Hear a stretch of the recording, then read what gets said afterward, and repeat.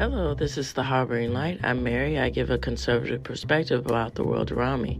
As I do in the beginning of each episode of my podcast, I mention social media and audio platforms. And I'm also on Substack. It's a supplement for my podcast. So that link will be in this episode as well. And also give me a rating and be greatly appreciated. I appreciate all the listeners out there. Your feedback is important to me. So audio platforms, I'm on Spotify for podcasters, Overcast, Pocket Cast, Pandora. I'm on iHeartRadio. I'm on Audible, Amazon Music, and I'm looking to grow to wherever you enjoy your podcast. I'm on that. So this episode is about Tokyo Grandfathers. I'm going to talk about the anime. I'm going to talk about give my thoughts on it, and I'm going to talk about anime and manga and all of that. So let's get into it.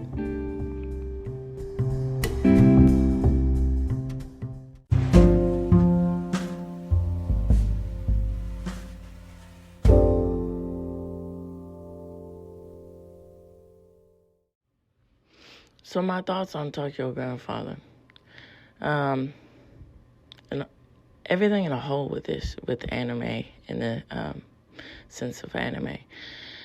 It's a prime example of which seeps into my understanding and my interpretation about Eastern philosophy, specifically with all this, is the appreciation for life in itself, and life in itself with the everyday things, and paying attention to that, and finding the balance within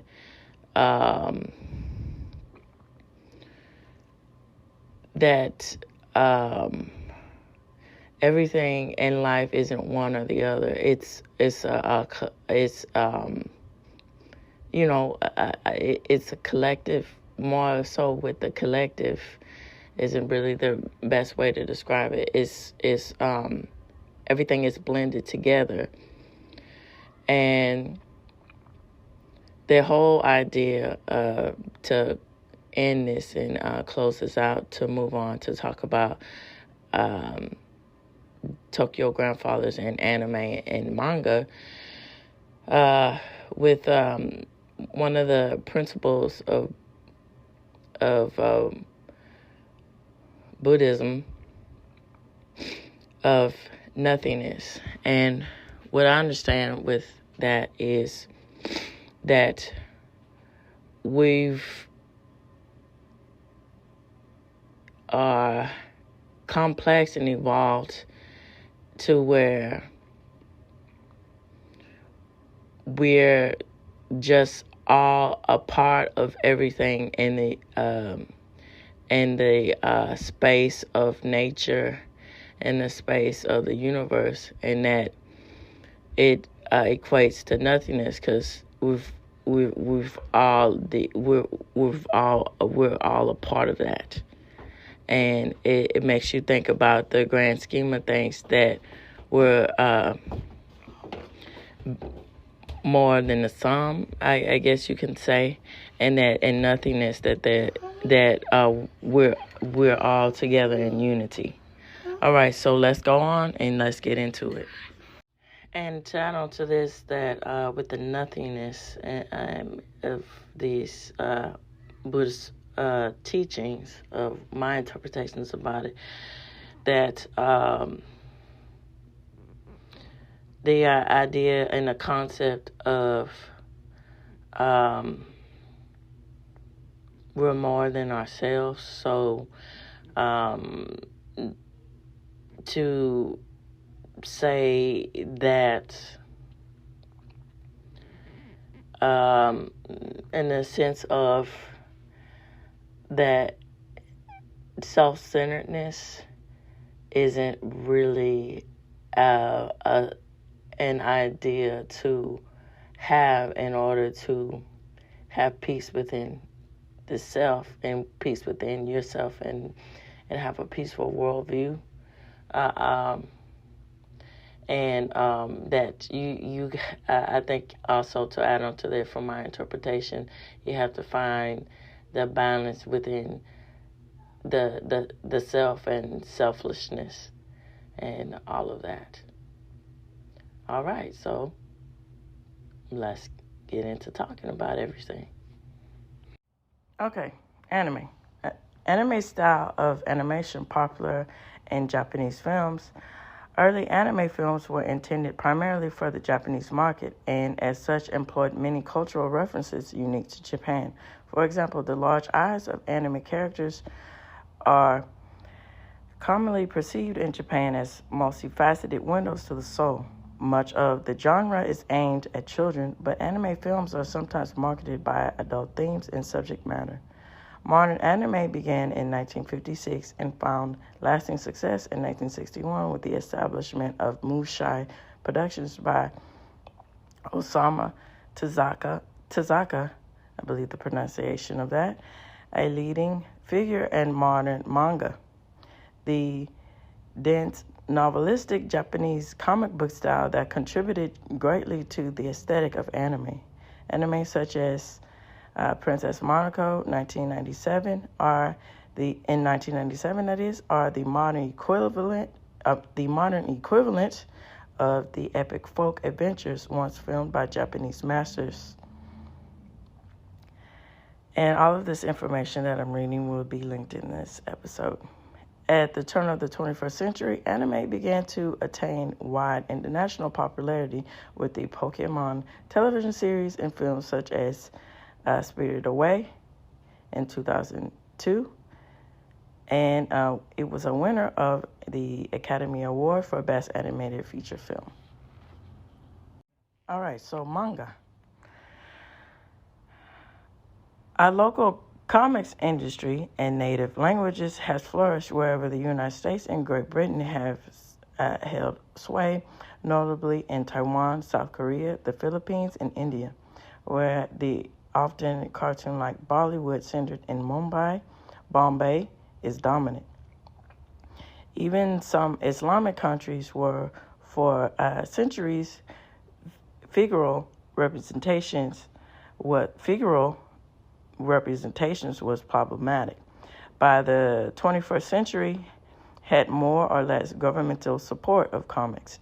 China, after the 1949 revolution, gave official support to lianhua, literally connected images, to retell the classics and opera-based histories, as well as uplifting revolutionary stories in a highly refined classical-derived style. The late 20th century brought a fraying up of styles and subject matter. Japan had by far the largest comics industry in the world, selling by 1984, 1.4 billion. By 1995, 2.3 billion copies of manga, Japanese comics, literally aimless pictures, books, and magazines per annum.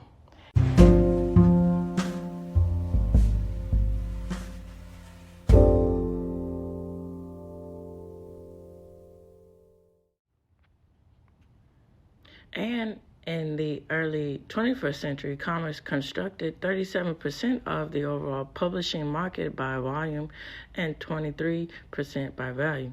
In 2002, there were 278 different manga magazines, and that year, the first edition print run of a single volume from the manga series One Piece was 2.6 million.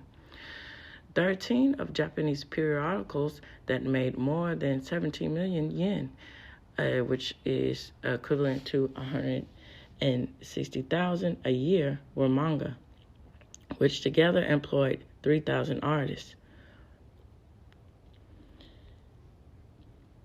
By 2000, manga had generated 5.4 billion yen, which equivalent to 43 million per annum in sales, having doubled in the decade from the early 80s and the 90s, 75% of which was contracted in the hands of only 4 companies. Nevertheless, by 2008, the market for manga magazines was clearly in decline.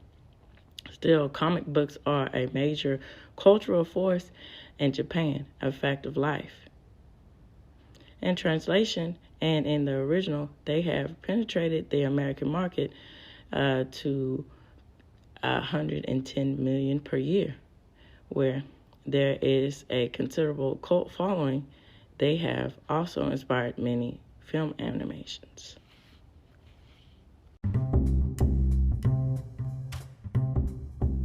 Okay, so Tokyo Grandfather, 2003 anime film by Satoshi Kon, is, the narration goes, it follows three homeless characters: a middle-aged alcoholic named Jin, a runaway teenage girl named Miyuki, and a former drag queen and transgender woman named Hannah. The three form a ragtag group and makeshift family trying to survive out on the street. On Christmas Eve night, the three discover a newborn baby in the garbage, abandoned but left with a key and a note to care for the baby. Now, also to note that this is a comedy drama. Hannah names the baby Kyoko, and the three embark on an adventure to find the baby's parents and to demand an explanation for the abandonment of the child. Along the way, they find themselves wrapped up in a series of outlandish events that test the bonds of their companionship and force each character to face their past, reflecting on the circumstances that led them to become homeless. Okay, so this reaches the end of the Harboring Light. Tune in, turn up, and definitely take care. And any questions, comments, concerns, feel free to email me or find me on social media. And those links will be included in this episode. All right, take care, and bye-bye now.